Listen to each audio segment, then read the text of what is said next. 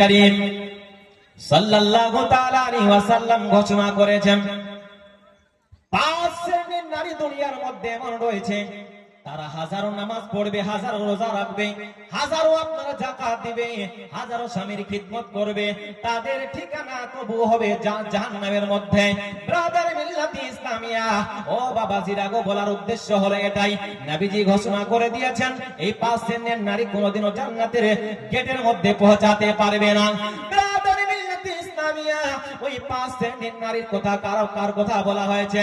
নবীজি সাল্লাল্লাহু তাআলা আলাইহি ওয়াসাল্লাম ঘোষণা করে দিয়েছেন, নাম্বার 1 হলো ওই নারী, যেই ব্যক্তি যেই নারী আপনার বলা হয়েছে, হাদিস পাকের মধ্যে নবীজি বলছেন ওই নারী জান্নাতের গেট পর্যন্ত পৌঁছাতে পারবে না যেই নারী আপনার টাইট জামা পরিধান করে। কি টাইট জামা যে সমস্ত নারী পরিধান করে, নবীজি বলছেন ওই নারী কোনোদিনও জান্নাতের গেট পর্যন্ত পৌঁছাতে পারবে না।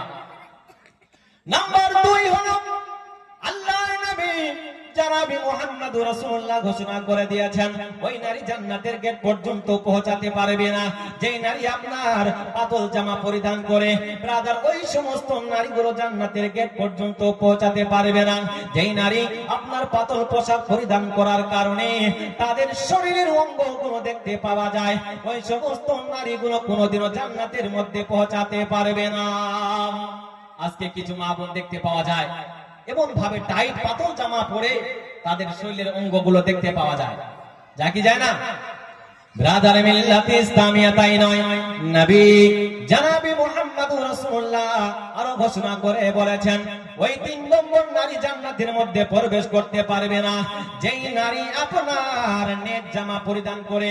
নেট জামা কাকে বলা হয়? এমন নেট জামা রয়েছে যে জামা পরলে আপনার হাত দেখা যায়, যে জামা পরলে আপনার পা দেখা যায়। নবীজি ঘোষণা করে দিয়েছেন, ওরে আমার উম্মতিরা, ওরে আমার আল্লাহর বান্দিরা, তোমরা যদি এই সমস্ত নারী পৃথিবীর মধ্যে পরিধান করো, তোমরা কোনোদিনও আল্লাহর জান্নাতের মধ্যে প্রবেশ করতে পারবে না। নাম্বার 4 এর কথা বলা হয়েছে, ওই নারী কোনোদিনও জান্নাতের মধ্যে প্রবেশ করতে পারবে না গো। ওই নারীর কথা বলা হয়েছে যেই নারী আপনার মেয়ে হয়ে আপনার ছেলেদের জামা পরিধান করে। আজকে রাস্তাঘাটের মধ্যে যখন মহিলাগুলো চলে, ব্রাদার মিল্লাতে ইসলামিয়া তাদের শরীরের মধ্যে দেখতে পাওয়া যায় এমন কিছু নারী রয়েছে গো, তারা যেন ছেলেদের জামা পরিধান করে। পরে কি পরে না? এমন কিছু বোন মা আছে যে মেয়ে হয়ে আপনার ছেলেদের জামা পরিধান করে। নবী মুহাম্মদুর রাসূলুল্লাহ ঘোষণা করে দিয়েছেন এই 5 শ্রেণীর নারী কোনোদিনও জান্নাতের মধ্যে প্রবেশ করতে পারবে না। আজকে এই যে গ্রামের মধ্যে এক জালসা আপনার আয়োজন করা হয়েছে, কিসের জন্য?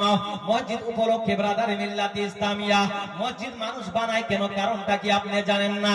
মসজিদ আল্লাহর ঘর, এই জন্য মানুষ নির্মাণ করে এই ঘরের মধ্যে মানুষ যেন ভালোভাবে 5 ওয়াক্ত নামাজ আদায় করতে পারে। এই জন্য মানুষ মসজিদকে নির্মাণ করে যেন মানুষ 5 ওয়াক্ত নামাজ জামাতের সহিত পড়তে পারে। ব্রাদার মিল্লাতে ইসলামিয়া, আজকে তো মানুষ মসজিদ নির্মাণ করে কিন্তু আপনার নামাজি দেখতে পাওয়া যায় না। নামাজি দেখতে পাওয়া যায় কি? নামাজি খুবই কম।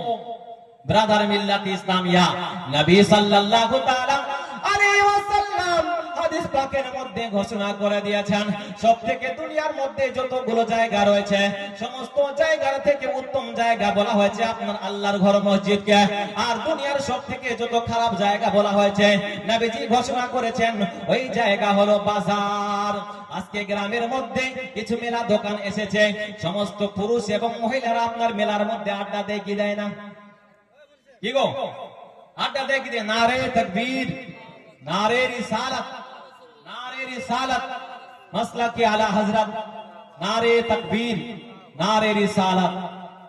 ব্রাদার মিল্লাতে ইসলামিয়া, নবী করিম সাল্লাল্লাহু তাআলা আলাইহি ওয়াসাল্লাম বলে দিয়েছেন এই পৃথিবীর মধ্যে যতগুলো জায়গা রয়েছে সবথেকে উত্তম জায়গা হলো আল্লাহর ঘর মসজিদ, আর সবথেকে নিকৃষ্ট জায়গা হলো আপনার বাজার। ব্রাদার মিল্লাতে ইসলামিয়া, মানুষ জানে সবথেকে উত্তম জায়গা হলো আল্লাহর ঘর, কিন্তু আল্লাহর ঘরের মধ্যে মানুষ নামাজ পড়ার জন্য আসে না। মানুষ জানে যে বাজারের মধ্যে গেলে আমার গুনাহ হবে, তবুও মানুষ বাজারের মধ্যে যায়। যায় কি যায় না গো? যায় না? একবার মহব্বতে বলুন সুবহানাল্লাহ, আরেকবার মহব্বতে বলুন ইয়া রাসূলুল্লাহ।